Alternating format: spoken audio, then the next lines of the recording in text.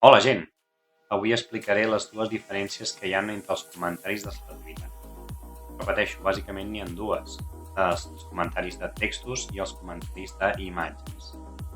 Veurem que també les preguntes, aquelles preguntes A, B i C, doncs són una mica diferents. Per tant, anem a veure.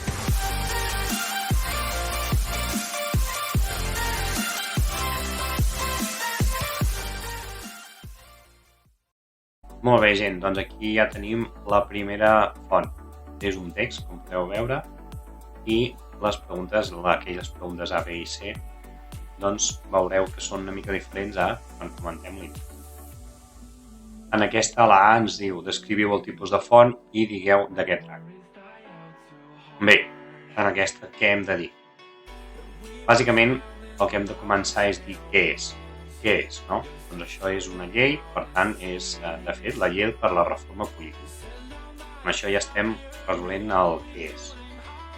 Hem de dir el tipus de font, doncs si és primària o secundària, en aquest cas és primari. També hem de dir la naturalesa, o àmbit, gaire, al ser una llei, en aquest cas és una font jurídica, d'àmbit jurídic. I el que més hem de dir és de què tracta la font. Perquè fixeu-vos que diu descriviu el tipus de font i digueu de què tracta. Doncs aquí bàsicament aquesta és la llei per poder celebrar les eleccions democràtiques en aquest període. Bàsicament és això. És un breu esbós de dir en què consisteix la llei. Anem a la B. Digueu quin és el context històric de les dades que proporciona la font. Aquestes dades que proporciona la font ens ve indicat 1977, per tant a partir d'aquí ja elaborem el que és el context històric. Doncs aquesta font pertany a la transició democràtica que va del 1975 al 1982 i que concretament doncs, és el primer mandat de Suárez, podríem dir fins i tot que és abans de les eleccions del 77, però diguem que el mandat de Suárez, el primer mandat, és el desmantellament del franquisme i, doncs, aprovant aquesta llei, que a més, doncs, en corts orgàniques, això s'ha de dir, per aquestes corts franquistes, i després, òbviament, en referèndum. Ens ajuda molt el text que hi ha a la part superior. Llavors, heu de recordar que a vegades si afegiu coses que hi ha en el mateix text, també us va bé. Però en línies generals és la transició democràtica, els anys 1975-1982 i el primer mandat de Suárez. Anem a la C. Expliqueu 3 de les disposicions que incloses a la font.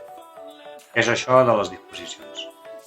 Aquí aneu en compte. En aquest cas, aquest document posa disposicions transitòries, però el que hem d'anar comentant, que hem d'anar explicant, millor dit, és a partir del dispongo. A partir del dispongo doncs, ens trobem tota una sèrie d'aspectes que és el que hem d'explicar. No ens hem d'allargar gaire, hem d'anar, per feina.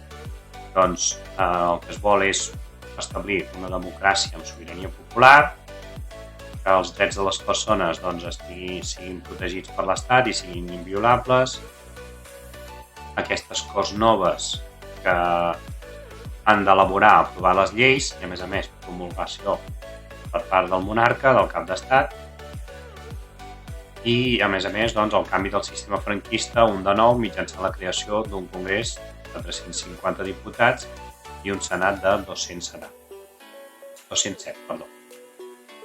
de procedència provincial, 4 per província, 2 per Ceuta i Melilla i una per les províncies insulars.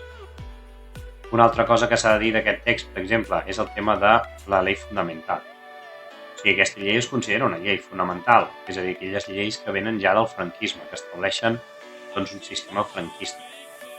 Com no existeix una Constitució, s'estableixen aquestes lleis fonamentals. Per tant, tècnicament, encara estem parlant d'una legislació franquista. Això és el que s'hauria de contestar en aquestes preguntes A, B i C. I ara veurem una imatge i, per tant, podem veure la diferència entre una i l'altra.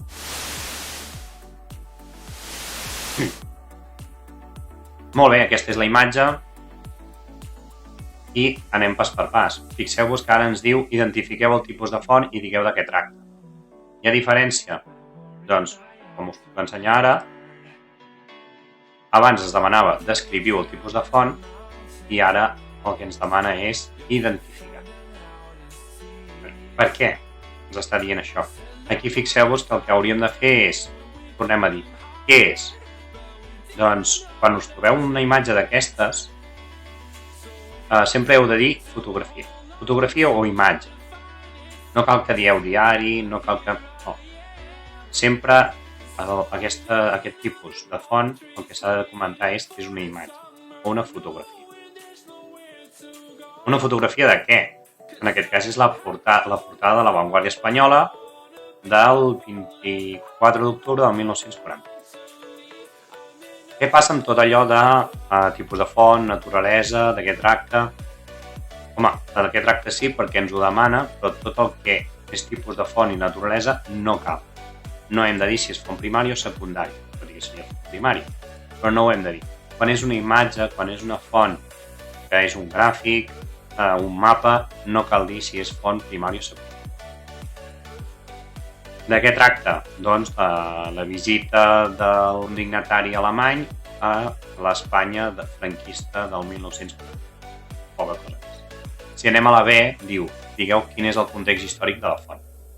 Tornem a repetir aquella fórmula, és a dir, aquesta font pertany al franquisme, 1939-1975, concretament doncs, a la primera part del franquisme.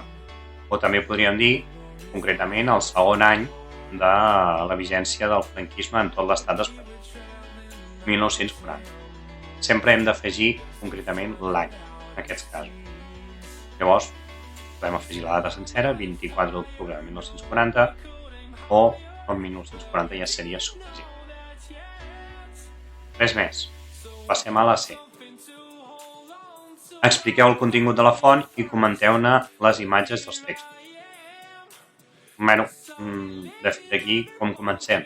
Doncs hi ha 3 imatges i 3 textos i a partir del que fem a partir d'aquí és una explicació d'aquestes imatges i aquests textos.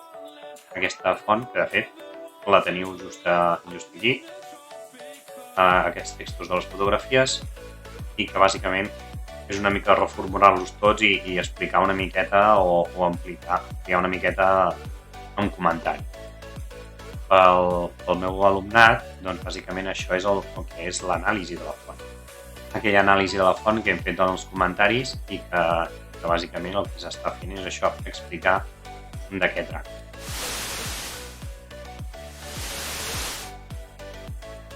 Per tant, aquí tenim bàsicament les dues diferències que hi ha.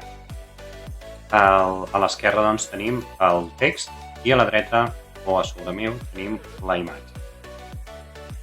Fixeu-vos que en el text ens diu descriviu el tipus de font i digueu de què tracta.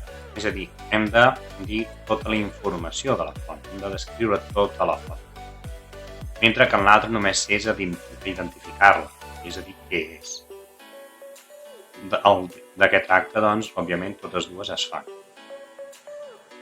En el cas dels textos, fixeu-vos que diu digueu quin és el context històric i, a més, ens afegeix de les dades que proporciona la font.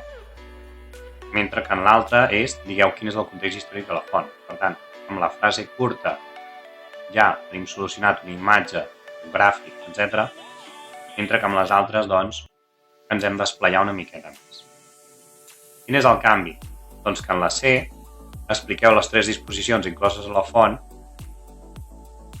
que aquí òbviament canviaria, perquè aquesta és una molt concreta, però diguem que bàsicament seria explicar alguna cosa concreta del text, no tot el text.